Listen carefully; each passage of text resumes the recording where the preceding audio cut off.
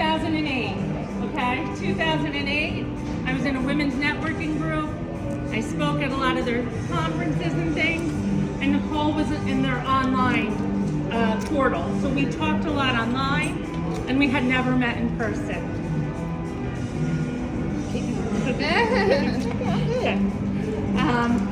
I grew to love her. If you don't know her, you will love her immediately. I come to find out that this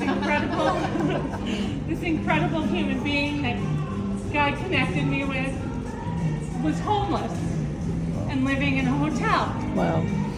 I could not believe the strength and the inspiration that poured out of her online and finding her story. We all have stories. We don't know anything about what goes on behind closed doors. And when I found that out, I had been given the honor to speak at a conference. The keynote, I was not a keynote, I was just an opener, was a man named Damon John. And I was opening for him, and I thought, I need Niccole to hear Damon John speak.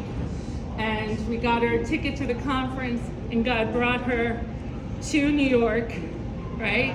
On a Greyhound from Detroit. Let's be clear. I was Greyhound, yeah, the Greyhound. Catch a bus. One day. I caught the bus there and the bus back the same day. Same day. And this was 2013. My mom was there with us. And at that event, shortly thereafter, we met in person. We hugged for the first time. And she said to me, now this time I did not have Inspired Girl as a book publishing company. Inspired Girl was my blog, and I was a writer myself. And she said to me, one day you're going to publish my book. And I said, wow. What? I'm not a book publisher. I don't know how to do that. And she said, God said. That's it. And that's our thing between each other, God said. That's awesome. And so he said, and here we are. Wow. So that's So awesome. part one. So awesome. Number two, how we're here today. So Niccole, fast forward, publishes a book. I won't go through everything. We don't have that much time, and I'm sure you're hungry. I'm watching the time. Yeah, so watch. and I'm in trouble already.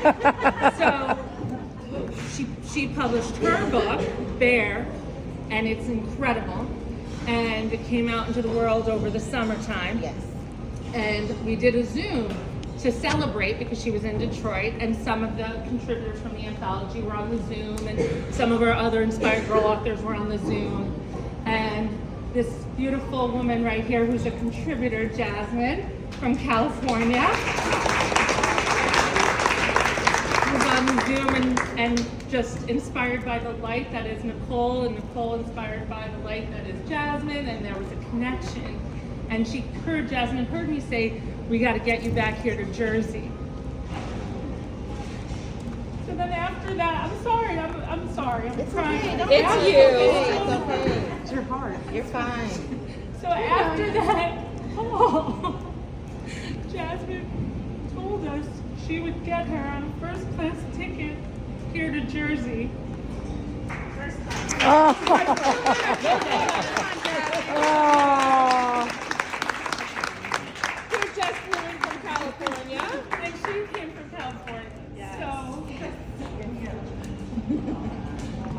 and I have the screenshot when we announced it. It's the best screenshot in the We were world. like, oh, I think I'm sure I was crying, and Niccole was like.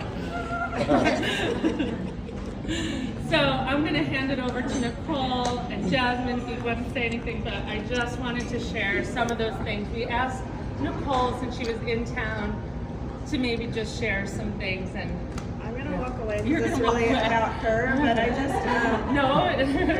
just I felt the connection, and I was like, there's no way she's not gonna not be here.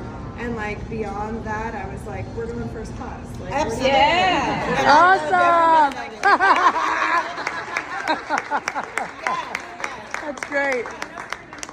Oh, and I got to upgrade on my rental when I got here too. I just was like, like inspire everyone to be generous, like give things, do things.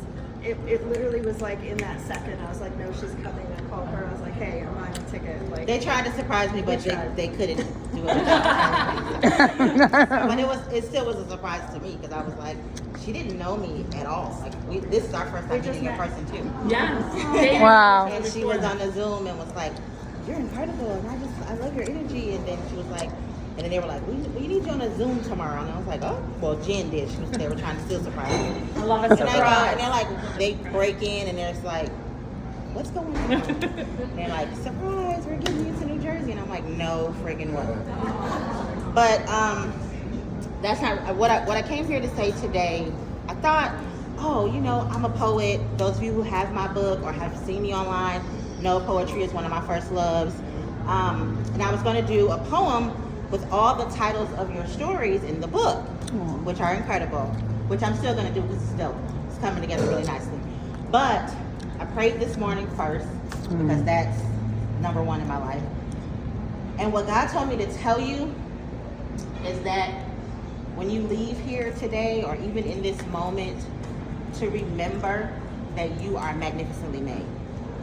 Sometimes life be lifing, but remember God be God.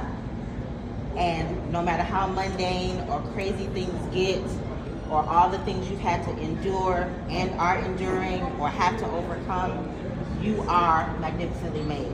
One of my favorite scriptures that I always use is, we are fearfully and wonderfully made. Whenever anybody asks me how I'm doing, I say wonderful, to remind myself that I am fearfully and wonderfully made and I am full of wonder. And I just want you guys to take that away today, that you don't forget that.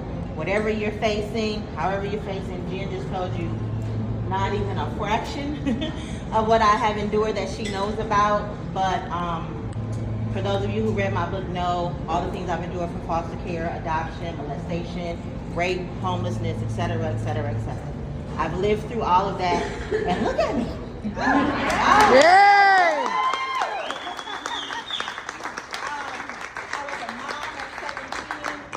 I was a mom at 17, and I was going through some of the worst childhood experiences as an adopted child you could experience.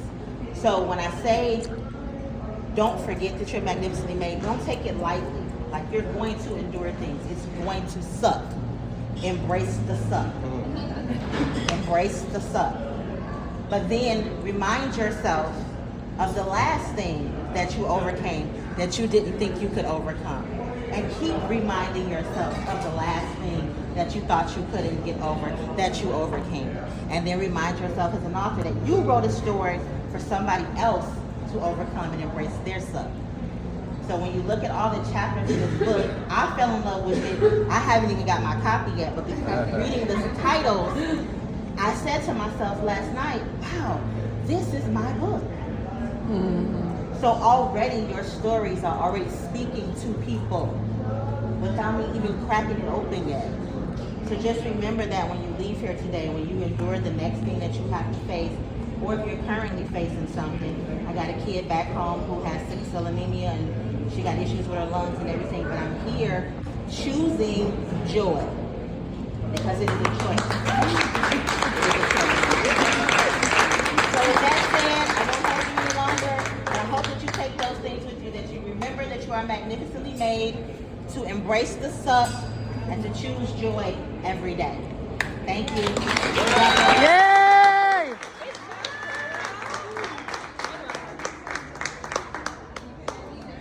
I forgot to say one part of Niccole's story that I think is just so you understand the full circle that she came to.